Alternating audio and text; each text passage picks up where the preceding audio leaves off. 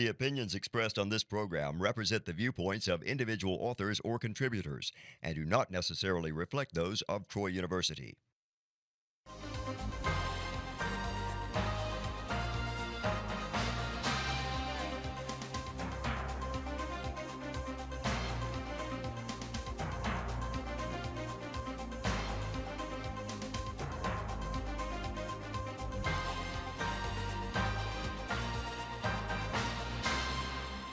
Welcome to International Insights. I am Doug Davis. With me is Michael Slobodchikoff. In this episode, we will be speaking with Robin Harris, a historian, biographer, journalist. He has a doctorate in history from Exeter College, Oxford. He worked for most of his professional life for the British Conservative Party and the government of Prime Minister Margaret Thatcher. Mr. Harris moved to Zagreb in 2016 and is the author of several impressive books, including Croatia, a History. Mr. Harris, welcome to the program from Zagreb. Thank you for having me again. Mr. Harris, you've devoted countless hours to writing the definitive work on Croatia's history. What attracted you to Croatia, and why did you decide to undertake this work? Well, I came originally to Croatia in 1993. That was at the time of the war. Although I wasn't wielding a Kalashnikov, I was helping the Croats in one way or the other, and I became more and more entranced with the place, and indeed committed to their struggle for independence.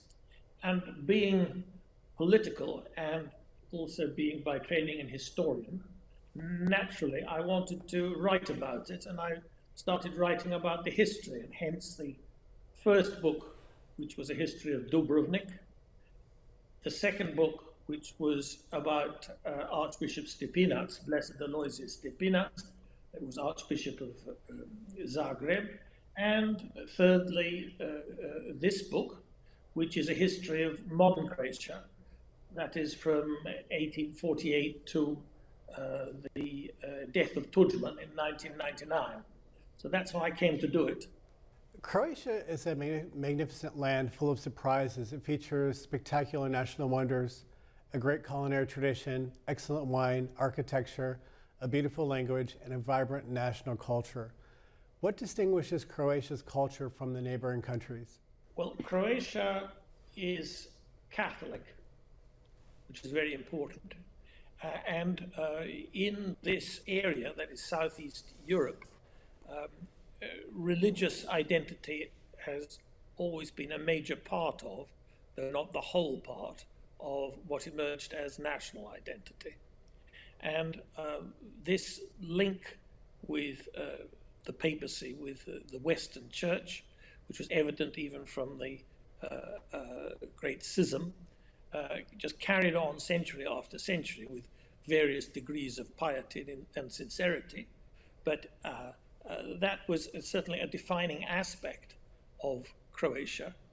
Croatia also has its own literary language, though it has 3 variants. It is surrounded by all sorts of Balkan-style problems, but it is also European in 2 important respects.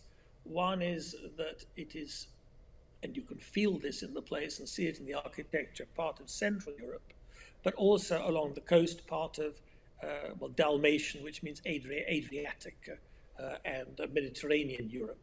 So you have this mixture, but I would say that the enduring definitive element in the identity is indeed Catholicism. Mr. Harris, Croatia was part of the Habsburg monarchy. It united with Hungary in 1102 and was able to maintain some own local political rule. How did Zagreb accomplish this local rule, and what did it mean for Croatia's cultural identity? Well, this was a very turbulent period, and you're quite right.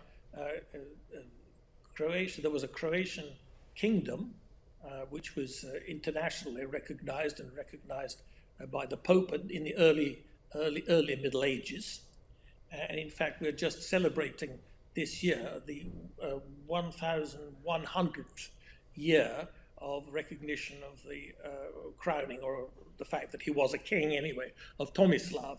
Now that early statehood, in other words, it was a recognizable statehood, that, as you said, ended, and there was a personal union with Hungary, 1102, and then there was a degree of self-government, as far as we can judge, with its own parliament and so on, right down to the destruction of the Hungarian kingdom in 1526, the Battle of Mohacs, after which Croatia becomes, Hungary is destroyed, passes under the Ottomans, and Croatia then becomes under the Habsburgs.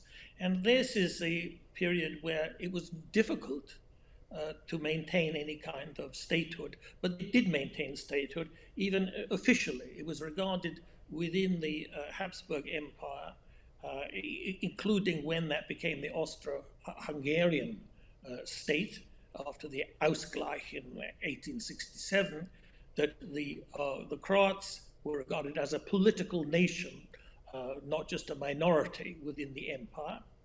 And from 1868 on, Croatia was partly under Budapest, that's the Zagreb area, and partly in the Dalmatian area, it was directly under Vienna. But all this time, there was a recollection of the Croatian Sabor, as it is called. So there was an understanding that Croatians were a political people with their own institutions. How did this continue? Well, I think it continued because the political class made it continue. And there was also a kind of cussedness, which is required of all small peoples if they want to survive under large peoples. And under Hungary, that was not easy, because the Hungarians are very tough people, and of course not Slavs, and have a somewhat limited degree of tolerance towards Slavs. But again, under Hungary, Croatia, again, I would say it flourished as part of Central Europe. So it's a long story, but really it's a mixture of tradition and cussedness.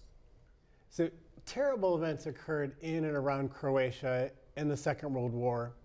What do we need to know about that period, which is distorted or forgotten today? Well, this is a very important question, Doug.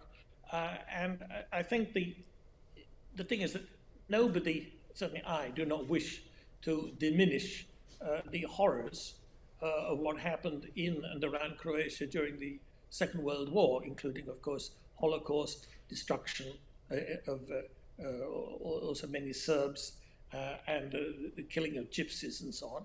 But let's have a look at it, as it were, in context. And the context has to be that during the Second World War, the whole of this region, many countries, were under the Third Reich, directly or indirectly. And the policies of the Third Reich, one of which was the Holocaust, were pursued in all of them with different speeds, in different ways, but with the same end. And the cult of violence and mixed in this area with a great degree of disorder had horrible consequences. But I would say this, that in April 1941, the Croats welcomed the arrival of the German troops in Zagreb because they wanted their own state. And they had had a terrible time under the first Yugoslavia, which was basically heavily Serb dominated and run in a brutal and stupid manner, largely from Belgrade most of the time. I say because there was some local rule at some points, but basically from Belgrade. And this sense of liberation and fairness, the opportunity of fairness, was why people took to the streets and cheered the Germans in April 1941. Well, during this period, there was a great deal of violence, and Chetniks, the Serb nationalists, killed large numbers of Muslims and Croats. The Croat Ustaša fascist movement killed large numbers of Serbs, and all of these here and in Serbia, they collaborated with various degrees of enthusiasm with the German requirements of the killing of the Jews. But this period is important for Croatia because, of course, there was, as the name suggests, an independent Croatian state. It didn't always function as an independent state, but it was an independent state, and there was a certain cultural what is the word? A cultural self-expression which took place alongside this violence. And I think any of us who know about the history of Europe can see, in Eastern Europe, can understand what I'm talking about, that these things go together. And so that is a very important point. But I come back to the main thing is that it is foolish to take out of context the horrors of the Second World War and think that these only applied in one area rather than another area. They applied everywhere, that the Germans had more or less direct control over what happened.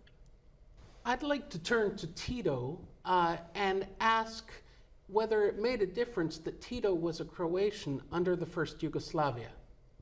Tito was he did recognize that he was a Croat. Sometimes he played it up, sometimes he didn't. He concealed the fact, actually, that he had fought on the Austrian side of the First World War and was indeed decorated. That he kept quiet for quite a long time. But it did make a difference after 1945 that he was not a Serb. And therefore, he had an interest in ensuring that the dominant Serb community was not able to exercise power as much as it wished.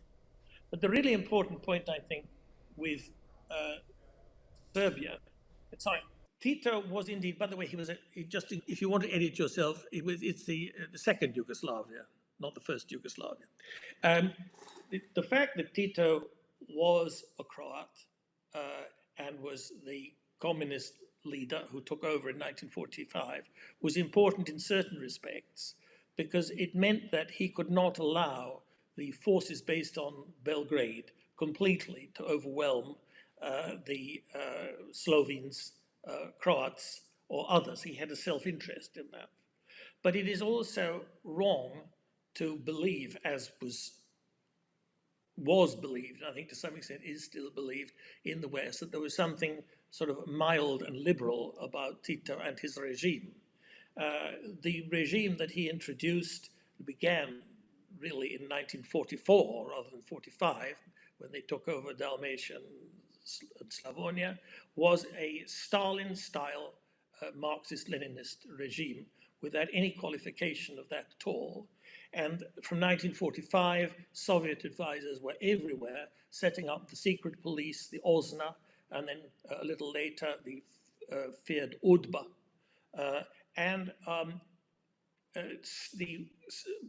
The cult of Tito was alongside the cult of Stalin, and all of the bloodshed, all of the imprisonment, all of the indoctrination, and all of the rest of what we associate of the most extreme communism, at least of a European kind, not Pol Pot's communism, but the European kind of communism, was present in Yugoslavia, including in Croatia. And this had the result of two things, really. First of all, Tito and the partisans decided on the total elimination of all those who thought that they thought were real or potential enemies. Hence, the thousands and thousands of people, Ustašas, domobrans, and civilians, men, women, and children as well, who were slaughtered in Slovenia and are buried in mass graves there, and then came back on what is called the Križni Put, the way of the cross, and are also slaughtered in many, many mass graves, not all of which by any means have been explored around Zagreb. The other thing I would say about Tito's regime is that even in 1948, when Tito we say Tito broke with the West, what happened was that Stalin expelled Tito from Cominform, that even then the policies which were pursued, including in Croatia by Tito, were at least as radical in Marxist-Leninist terms as those that had been before and as were being pursued in Russia. Show trials, so on, undiminished ideological force in them. And indeed, Tito wished to prove that he was actually more Marxist-Leninist than Stalin. So, for example, it's at this point that you get mass collectivization of agriculture.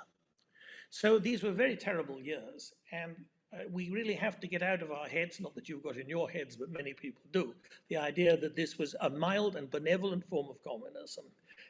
That it became more mild and more benevolent after 1966, when Alexander Rankovic was removed as head of the secret police, and there was more contact with the West. But this was a very, very bad time, and a bad time in Croatia's past. And it is very sad that even now, under the guise of anti-fascism, the worst aspects of this period are quietly forgotten, and the very few good aspects of it are exaggerated. Mr. Harris, in your work, you actually present a few individuals as heroes who have accomplished great things for Croatia. Who were some of these individuals that you included, that you profiled within this impressive book? Well, as you can imagine, Tito isn't one of them, but there are some. And also when one is saying this, I have qualified views about some of them. But Ban Josip Jelačić, who was the Ban, that is the viceroy of Croatia in 1848, and who led the Croatian troops against the Hungarians on the side of the Habsburgs, he set up what was, it didn't become quite a Croatian state, but it looked as if it had the possibilities of becoming, shall we say, a sort of third entity within the Austro-Hungarian Empire. I think that he has a great deal to be said for him.